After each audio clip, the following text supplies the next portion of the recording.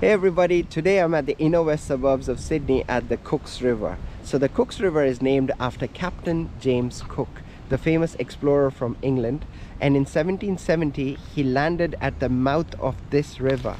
There's a monument there commemorating his achievement, and in today's adventure we're gonna walk up this river all the way to the Pacific Ocean. So this is how the factory used to look like in 1842, and this is how it looks like right now. Looks refurbished, there's no chimney there.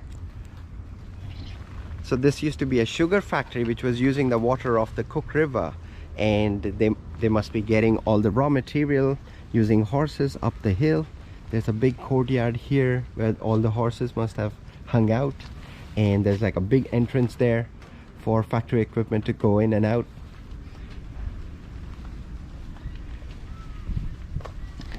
So I picture quite a lot of happy horses walking around with sugar cubes and sugar husk in their mouth. So one of the reasons why I showed you this factory is because all these factories were using the water of the Cook River and dumping all the wastewater back into the river. So that was polluting the river. Hopefully the sugar factory wasn't doing as much damage, but there were like other tanneries, etc., who were dumping all the dyes into the water. So all the fishes, etc., that used to live in the water died, and in 60 years serious damage was done to the river. So we have some local art over here talking about all the different turtles and fishes you might find in the Cook River.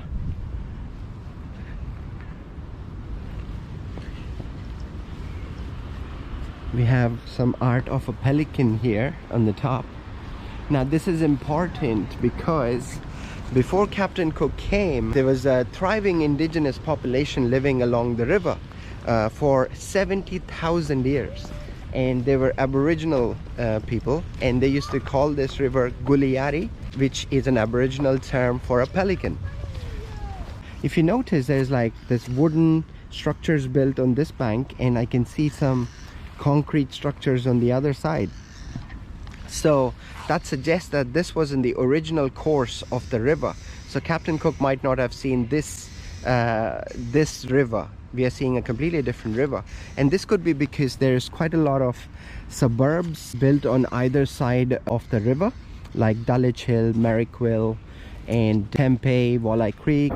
We made it to the Cup and Saucer Creek. This is where the Cook River is cleaned up.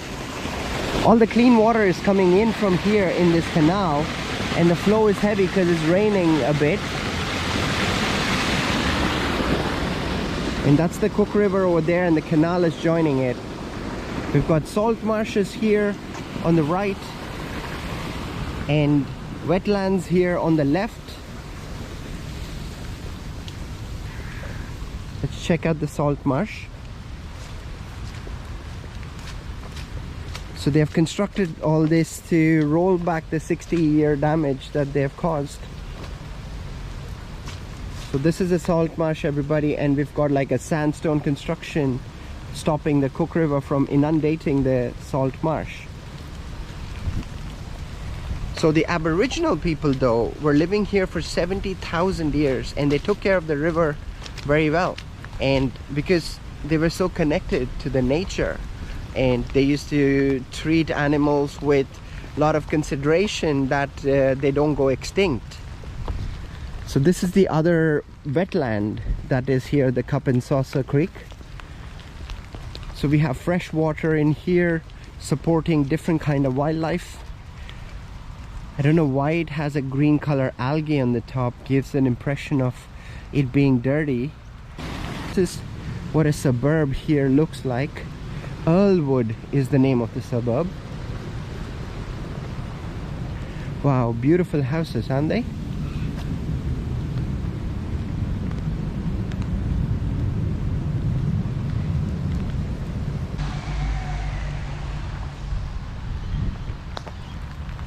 We have a map here which will help us understand what we are trying to do.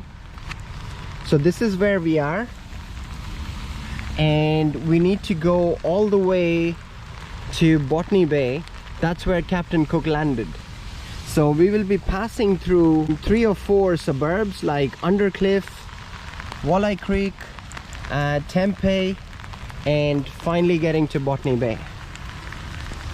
So it's quite a big undertaking, especially now that it's raining heavily over here, but we will do one small piece at a time. The suburb life here in Sydney is pretty good actually. Typically the videos that you see the Harbour Bridge, Opera House, etc. more like the city centre life, but the suburban life revolves around the river, fishing, cooking, fishing, kayaking, and playing cricket, you know. But today's a rainy day, it's got its own beauty. So let's keep walking along this path to Undercliff. There seems to be a girls' rugby match going on here with the parents with their umbrellas open, watching them like parents everywhere in the world. That's Undercliff, everybody, on the other side of the water. Very hilly area. I think it's called Undercliff because most of the people live under the cliff. That's a very Australian way of naming things, you know, just like the Blue Mountains. The Blue Mountains are called Blue Mountains because it's got a blue tinge because of the eucalyptus trees. Therefore the Australians call it the Blue Mountains. They like to keep it simple. Look at all these cicadas on the tree.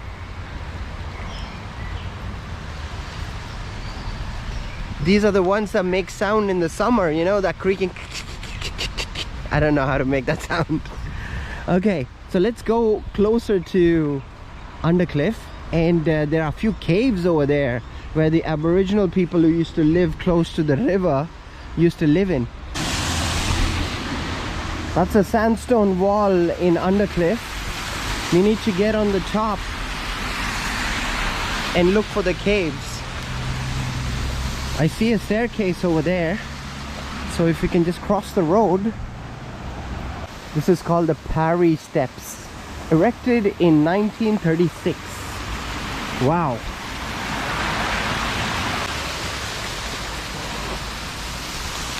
So the Aboriginal community used to have this ritual of fingerprints. So they used to put fingerprints and palm prints inside the caves. So I believe there's a few caves here where we can see those fingerprints. This looks like one of the caves they must have used, the Aboriginal people who used to live along the water. And they used to bring their kids and all the generations following them over here and put their palm prints on top of this cave. It was their way of trying to find a connection with nature, and it was passed on from one generation to the other, this ritual.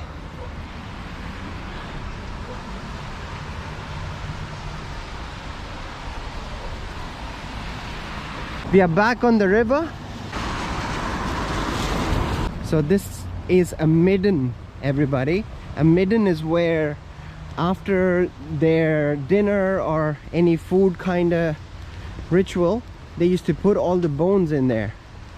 So the Aboriginal people on Cooks River. The Cooks River was the key food source for the Cadigal, Berdigal people. Conflict arose when the European settlers began hunting and farming south of the river. Into the 19th century, Cooks River remained important to the Aboriginal people. So the Aboriginal people presence was a lot over here. And I'll tell you a small story from Captain Cook's journal after we look at this midden. So this is a Cadigal Wangal country. Those are the different clans that used to live in this area. Barani, Guwagu, Barabu, Gu. Yesterday, today and tomorrow. So this is a midden. This is where they used to keep all the bones.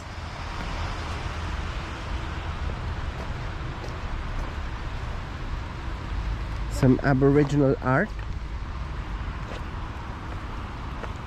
Let's see what else is over here. Our dream time.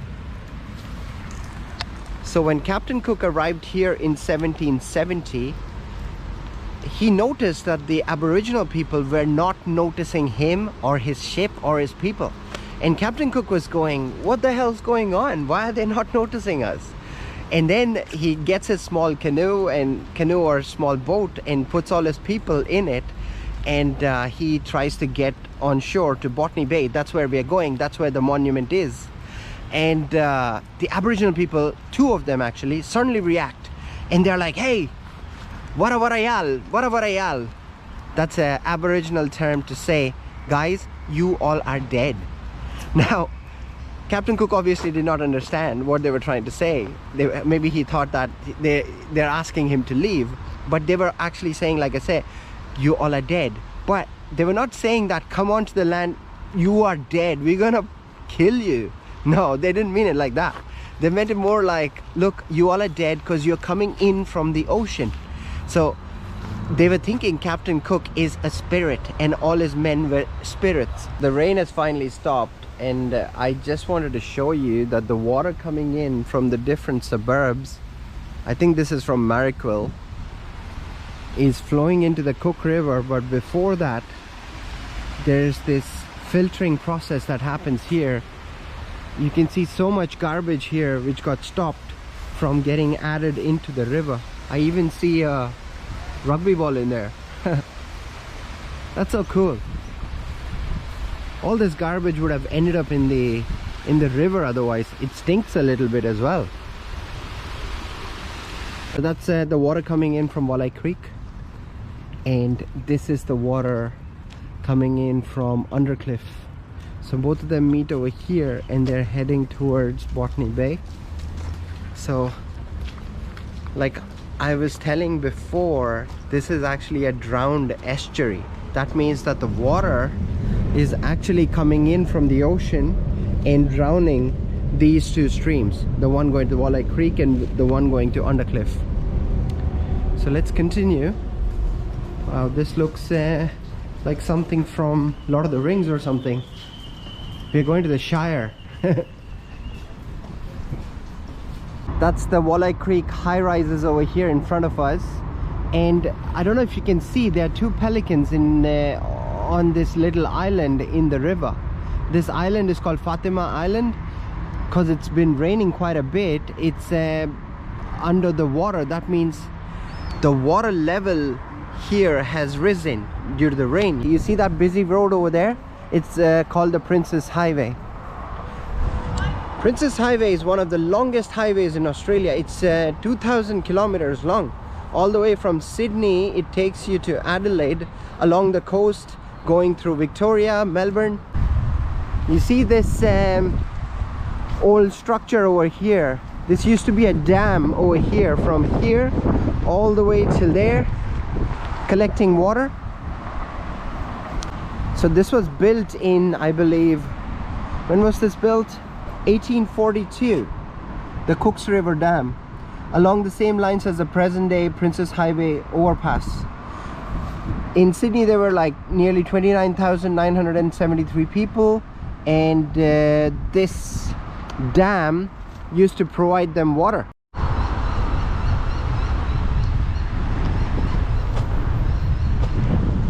Alright, we've crossed the Princess Highway and we are heading towards the airport. That's the Sydney airport with the lights there.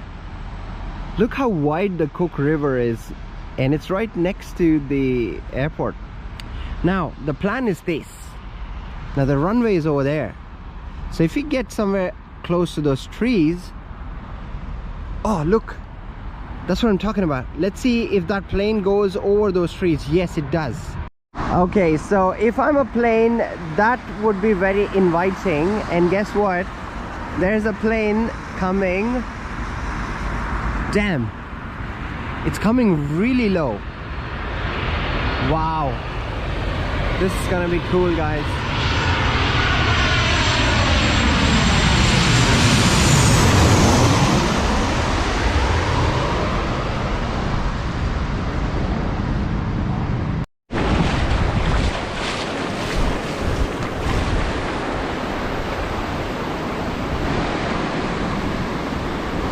Welcome to day 2 of our walk towards Captain Cook's monument. From Wolli Creek, I took a train to Cronula because Cronula is like 6 hours walk from Wolli Creek, and I had to come here because Captain Cook landed in one of the beaches of Cronula called Cronula Beach in 1770. A quick look of the beach.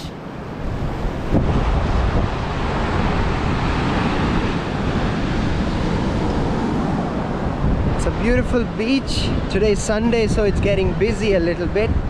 So we'll be walking on this beach for another 5 to 6 kilometers to get to Cronula Beach and look for the monument.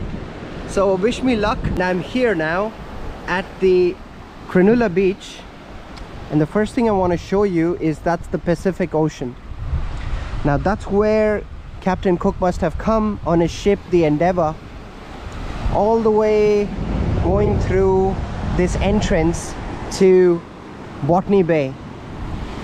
Botany Bay is basically a curved land that lets in water from the ocean.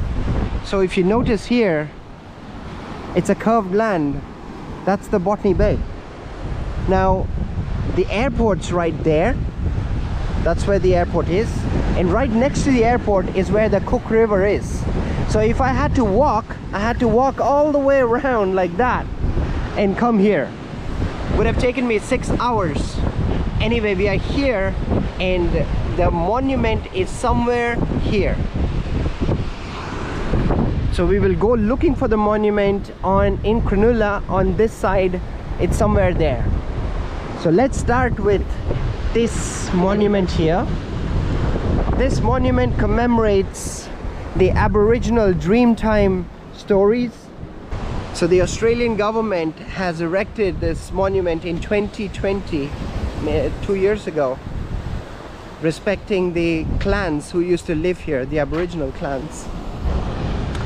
So are you excited, guys? This is where Captain Cook actually came. He must have come here and landed somewhere here. So let's walk along the beach to experience what Captain Cook might have experienced. I would say Captain Cook must have experienced torture, because just look at how rocky it is. Coming in from the Pacific Ocean, getting into this rocky beach. Let's just imagine that that ship over there is the Endeavour back in the day, and we are looking at it like the Aboriginals who were on land looking at that ship. That must have been so terrifying. They might not have seen anything that big in their life. Sorry, I'm focusing on this terrain here. Looks like Mars. So Captain Cook must have gone, oh my god, this is so difficult. But he had one card up his sleeve: the experience with the ship that he was navigating. His ship, the Endeavour, was a model, the Whitty Cat from Whitby. Whitby is where Captain Cook worked when he was an apprentice. So I need to tell you a small background of Captain Cook. So Captain Cook was from a poor family. His father was a farmer. He didn't have money to give him a proper education, but Captain Cook was a very smart kid, very keen kid. So his landlord notices that about Captain Cook, and he tells his father, look, I'm gonna sponsor him. I'm gonna sponsor him for his school education. And his father was delighted, and so was Captain Cook.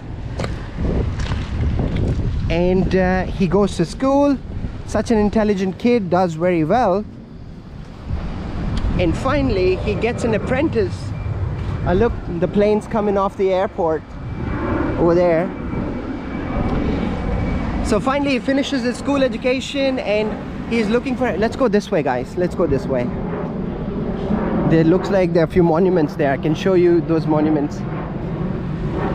So he gets into an apprenticeship as a shopkeeper under this family, and they were not very social. So he used to work and sleep behind the counter. That was basically his life, work and just living in the shop. And occasionally he used to get out of the shop to the docks which were close to him, and he used to talk to the sailors, and they used to tell him about all the stories of the treacherous sea adventures that they did. And Captain Cook used to go back to the shop and used to dream about all the adventures he wants to do one day. Then he tells his boss that, look, I've had enough of this shopkeeper life. I want to go to the sea, be a merchant navy person. And the boss goes, okay, you know what, you're such a smart kid, I'll help you. And he talks to his friend. I can't remember his name, but he was a Quaker. Quaker is a section of Protestants, and they're very hardworking people. And the boss's friend, this Quaker family, owned a business in shipping. And he requests him, like, can you take James under you, because he's such a smart kid, he'll help you. And they go, sure. And then they're very impressed with him, and they were shipping coal into London. So, oh, let's go read that monument there. So they were shipping coal to London in a ship. Guess what the model was? The Witty Cat. So Captain Cook used to work as an apprentice in the same model of the ship, which he used to get into Botany Bay in 1770. So he had quite a lot of experience in that. Okay, let's look at this monument. A seaman on the Endeavour. Endeavour is a ship, Captain Cook's ship, under Captain Cook, the first British subject to die in Australia. He was buried here in 1770. So when Captain Cook came here, this man must have died, and he was buried, he's buried somewhere here.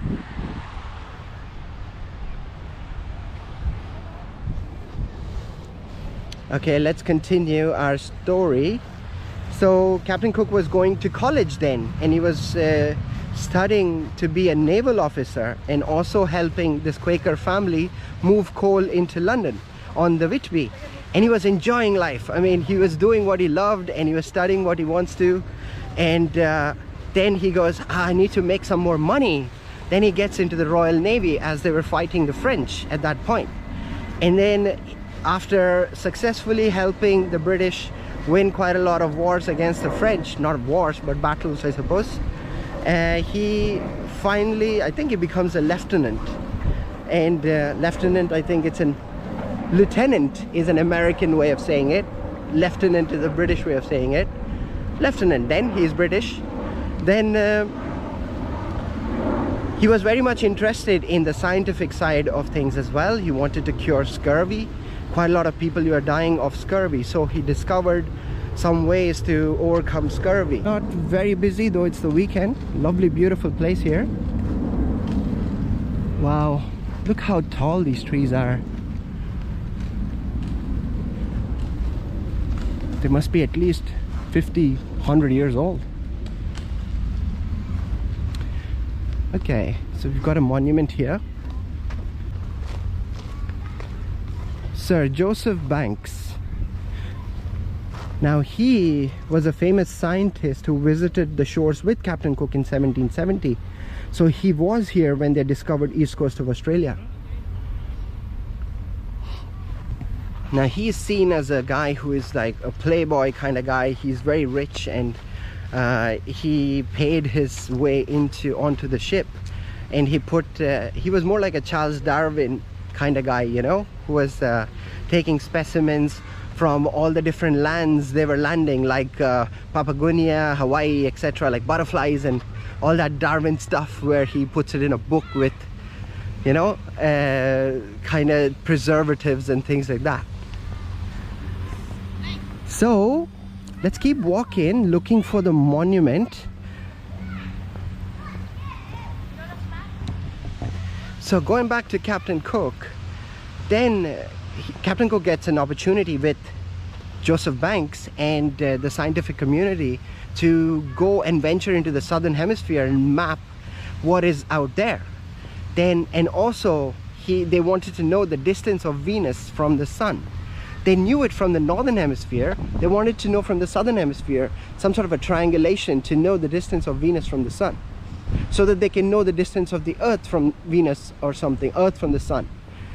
So finally, Captain Cook gets the money and he gets the ship, the Witty Cat, and he's off and he comes here and finally lands on this shores exactly here after 8 months with his men. This is where the first white man set foot on Australian soil.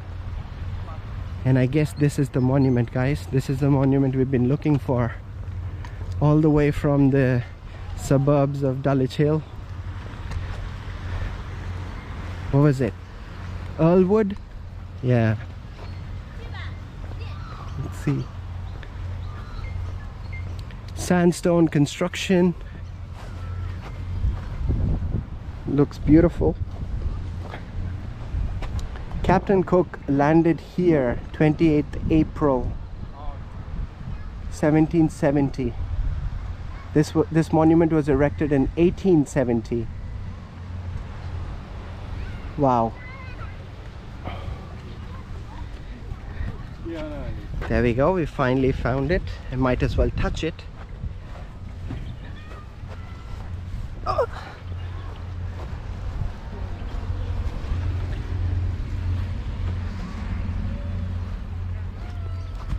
This plaque commemorates the 200th anniversary of landing of Captain James Cook. 200th would be, what would it be? Say 1970. So this plaque was put in 1970. Yeah, 1970. And the reenactment of the historic event in the presence of Her Majesty Queen Elizabeth. I think the historic event was Captain Cook and his men fighting off the 2 Aboriginal people who didn't want them to come on shore. That must have happened somewhere there.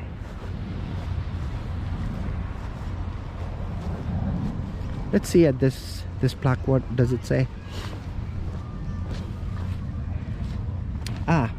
The journal records that the natives resolutely disputed the landing, although they were but 2 and we were 30 or 40 at least, and there was a lot of parleying going on, and for quarter an hour. And the eldest of the 2, who was about 40 yards from the boat, it struck him on the legs. They shot him on the legs, the eldest of the 2. But he did not mind it. Okay, hardcore. So immediately fired at him again. And he ran up to the house, which was 100 yards distance, and soon returned with a shield. In the meantime, we had landed on the rocks. So the 2 Aboriginal people, one of them got shot twice, and he runs back home, brings a shield, asking them not to get on the shore. Oh yeah, if you remember, I was telling you this one in Undercliff. Warawarawai, go away. But the Aboriginals say that it actually also means you are dead. Captain Cook says, I thought that they beckoned to us to come ashore, but in this we were mistaken. No, sometimes you hear what you want to hear, I suppose. Okay, so that's the monument, everybody. And it was an epic walk. I would say I walked like 15-20 kilometers to get here, and it was totally worth it. I totally enjoyed it. I hope you enjoyed it. I just want to leave you finally with a thought that all these great discoveries have come with a price, though. Like, it reminds me of Einstein's discovery of E = mc² led to the nuclear bomb. Captain Cook's discovery of east coast of Australia led to the West colonizing this part of the world and destroying the Aboriginal history, which was 70,000 years old, one of the oldest. And we know how they took care of the Cook's River, which the colonial people destroyed in 60 years. They took care of it for 70,000 years. So they were not stupid people. Anyway, so what has happened, and we are here now. And cheers to Captain Cook, and see you in the next video, guys. Take care of yourself. Bye.